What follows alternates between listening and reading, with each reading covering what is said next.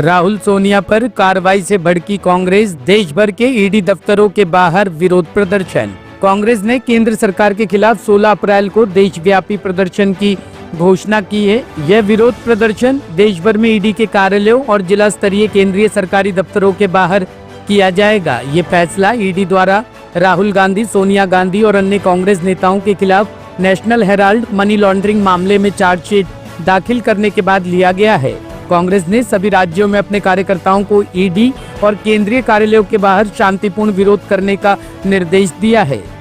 Party का कहना है कि वह सत्य, न्याय और लोकतंत्र के लिए लड़ती रहेगी।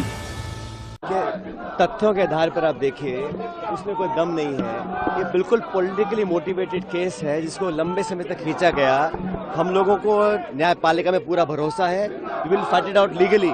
लेकिन आप समझिए, जिस एंटिटी में कोई ट्रांजैक्शन नहीं है, कोई लेन देन नहीं हुआ, 1 रुपये का कोई इसमें अदला बदली नहीं हुई है, और जानबूझ के पॉलिटिकली राहुल गांधी जी और सोनिया गांधी जी को टारगेट जो करने का काम किया है, ये पूर्णतः द्वेषपूर्ण भावना से कार्य किया गया है। लेकिन मैं जानता हूं कि देश के लोग समझ रहे हैं इस बात को कि अपने प्रतिद्वंदियों की आवाज दबाने के लिए अभी हम लोगों ने गुजरात में अधिवेशन किया था, पार्टी को जिंदा करने के लिए पूरी ताकत लगा रहे हैं, वो उनको नागवार गुजरा है। इसलिए केंद्र सरकार ने जानबूझ के बहुत ही विंडिक्टिव ये कदम उठाया है। इसको हम पॉलिटिकली टैकल करेंगे, लेकिन लीगली भी टैकल करेंगे। मुझे पूरा विश्वास है हमारी न्यायपालिका के ऊपर। उनका कहना है कि आपको प्रोटेस्ट करने का अधिकार है, लेकिन जमीन हड़पने का अधिकार किसने हड़पी है? मुझे कोई प्रूफ कर दे, किस कंपनी में कोई ट्रांजैक्शन हुआ है, कोई डिविडेंड पे हुआ है, कोई सैलरी ली गई है, कोई अदला बदली हुई है। कुछ भी नहीं किया गया है। हमारी पार्टी का एक अखबार था, उसके चलाने के लिए लोग पूरी कोशिश लगे हुए थे। एक नॉन प्रॉफिट एंटिटी में अगर कोई ट्रांजैक्शन ही नहीं हुआ है, कोई लेन देन नहीं हुआ है, तो किस आधार पे आप मनी लॉन्ड्रिंग का केस लगा रहे हैं? ये तो सिर्फ छवि बर्बाद करने के लिए कोशिश जो कर रही है भाजपा और केंद्र सरकार, उसमें लगे हुए हैं। बाकी तथ्यों के आधार पर मुझे पूरा विश्वास है कि हमको न्याय मिलेगा, लेकिन पॉलिटिकली एक डैमेज करने के लिए, एक द्वेष की भावना से, बदले की भावना से जो काम कर रहे हैं वो लगातार कर विपक्ष के तमाम नेताओं को टारगेट कर रहे हैं। और भाजपा में जो नेता हैं उन पे सब उनको खुली छूट मिली है, पाक साफ उनको डिक्लेयर कर दिया गया है। तो जनता सब देख रही है। बिल्कुल, हमारे लोग आक्रोशित है, जनता आक्रोशित है, कांग्रेस का कार्यकर्ता आक्रोशित है। एक 12 साल के फर्जी केस में आपको 365वें दिन याद आया चार्जशीट दायर करने के लिए। चार्जशीट में आपने मनी लॉन्ड्रिंग का केस लगाया है। उस केस में जहां पर एक पैसे का लेन देन नहीं हुआ, एक एसेट ट्रांसफर नहीं हुआ। उस केस में जहां पर यंग इंडियन एक नॉट फॉर प्रॉफिट कंपनी है जो कि सेक्शन 25 के अंतर्गत है, वो अपने किसी शेयर होल्डर को 1 नए पैसे का मुनाफा, सैलरी, डिविडेंड कुछ नहीं दे सकता है।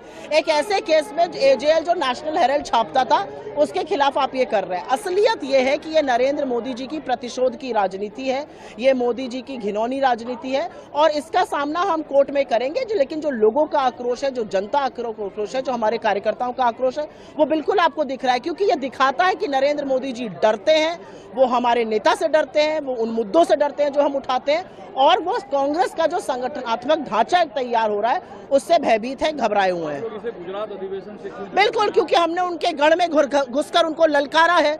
और असलियत यह है कि गुजरात का एक बहुत सक्सेसफुल अधिवेशन हुआ, नरेंद्र मोदी जी के चूल्हे हिले हुए, उनको पता है कि यहाँ पर दिक्कत होने वाली है।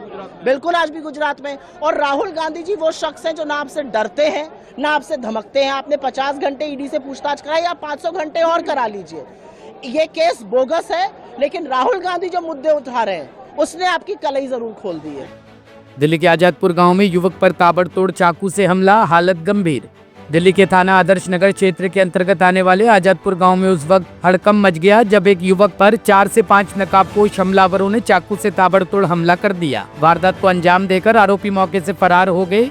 घटना पास में लगे सीसीटीवी कैमरे में कैद हो गई, जिसमें साफ देखा जा सकता है कि नकाबपोश लड़कों का एक समूह युवक पर चाकू से वार कर रहा है।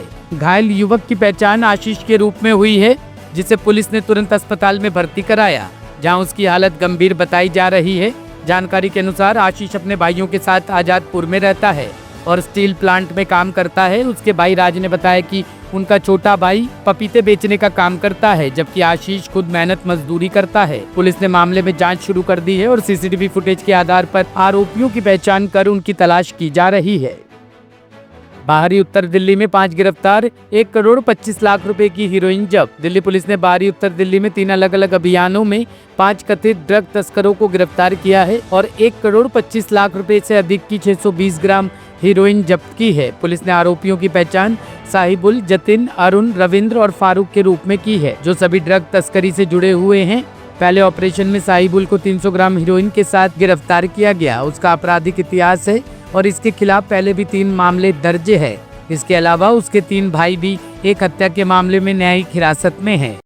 Anti narcotics cell headed by Inspector Ashok और under the supervision of ACP Dinesh 3 अलग अलग ऑपरेशंस में 5 लोगों को गिरफ्तार किया है। टोटल 620 ग्राम्स ऑफ हेरोइन, जो मार्केट में 1.25 करोड़ के आसपास वैल्यूड है। और जो एक ऑपरेशन में जो एक्यूज ने कार यूज किया, Ertiga car with Haryana registration, recover किए।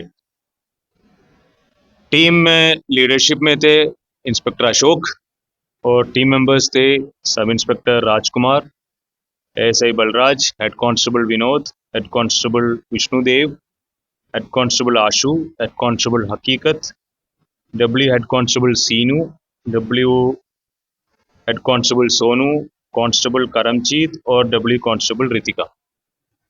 सबसे पहले केस में टीम ने गिरफ्तार किया है सहीबुल। ये बलसवा डेयरी श्रद्धानंद कॉलोनी का बिलोंग करता है और इनसे 300 ग्राम हेरोइन रिकवरी किया है। इसमें बलसवा डेयरी में अभी एफआईआर रजिस्टर्ड है। ये जो आदमी जो हमने गिरफ्तार किया, इसके 3 भाई हैं, 3 ब्रदर्स, रांजना, रफीक एंड रहीस। ये बलसवा डेयरी के 2019 के मर्डर केस में जुडिशियल कस्टडी में चल रहा है। तो फैमिली का क्रिमिनल हिस्ट्री है। और ये जो केस बलसवा डेयरी में हुआ था, इसमें भी नारकोटिक्स सप्लाई के राइवलरी में ये मर्डर हुआ था। दूसरा ऑपरेशन में हमने पहले विजय एलियास करण और निकेतन एलियास निक्की, इनको हमने पकड़ा था। 304 ग्राम हेरोइन भी इनसे रिकवर किया था और उसमें हमने FIR 97/25 under NDPS act Narela में रजिस्टर भी किया था। उस केस में आगे इन्वेस्टिगेशन करते हुए हमारे टीम, जो नारकोटिक्स की टीम है, 3 लोगों को गिरफ्तार किया, जतिन, अरुण और रविंदर, और इनसे 320 ग्राम हेरोइन, ये तीनों एक साथ गाड़ी में, हरियाणा रजिस्ट्रेशन का एक गाड़ी में दिल्ली में डिस्ट्रीब्यूशन के लिए आया था और ये गाड़ी भी हमने सीज किया। थर्ड ऑपरेशन में हमने एक केस रजिस्टर किया था नरेला में, जिसमें आमना अरेस्ट किया था। आमना का हस्बैंड, जिसका नाम है फरूक को हमने आमना के इंस्टेंस पे अरेस्ट किया है। अभी इसकी पीसी लेके और फर्दर कार्रवाई करेंगे। फरूक का पुराना इन्वॉल्वमेंट है, 4 इन्वॉल्वमेंट है नरेला थाने में। इसमें रॉबरी भी है, एनडीपीएस एक्ट भी है। और आमना का जो इनकी वाइफ है आमना, यह अभी जुडिशियल कस्टडी में है और इसका भी 3 केसेस है। इसके खिलाफ और भी प्रिवेंटिव एक्शंस लीगली जो भी कर सकते हैं, हम उस कार्रवाई कर रहे हैं। तो टोटल 3 ऑपरेशंस में 5 लोगों को हमने गिरफ्तार किया है और इट इज़ एक स्पेशल ड्राइव है। अभी हमारा सीपी सर और एलजी सर के डायरेक्शन में नारकोटिक्स के खिलाफ सख्त होने का दिल्ली पुलिस की जो ड्राइव है, उसके पार्ट है। ब्यूरो रिपोर्ट टीम तफ्तीश न्यूज।